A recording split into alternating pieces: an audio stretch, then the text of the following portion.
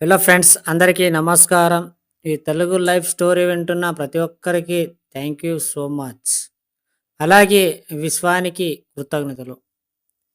మీ కోరికలనెప్పుడు బలవంతంగా అరణించపెట్టకండి.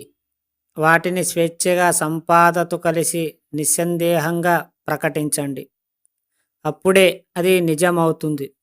ఒక పని చెయ్యండి. మీకు కావలసిన వాటి గురించి ఆ విశ్వానికి ఎలా తెలియజేయాలి అనేది సందేహం రావచ్చు. ఒక్కసారి అక్సర్ చక్రవర్తి దగ్గరికి ఒక ఫీకురమైన అడుగుదామని అతని మహల్ పరిసరాలకి ప్రవేశించినప్పుడు ఆ మహల్ పైన అక్బర్ అల్లాహ ప్రార్థన చేస్తూ కనపడ్డాడు. అప్పుడు ఫిక్కర్ అనుకున్నాడు, ఇంత గొప్ప చక్రవర్తి విశ్వానికి అడుగుతుంటే నేను ఇతనికి ఏమి అడిగేది? నేను కూడా ఆ విశ్వాన్ని అడుగుతాను అని వెనుక్కు తిరిగాడు. కాబట్టి మీకు విశ్వానికి మధ్య ఎవరిని పెట్టుకోకండి. ఏమడగాలనుకున్నారు నేరుగా ఆ విశ్వానికి అడగండి.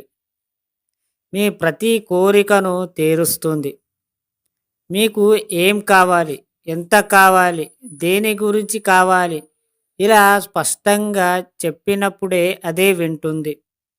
మీకు క్లారిటీ లేనంత వరకు మీ కోరికలను తీరవు.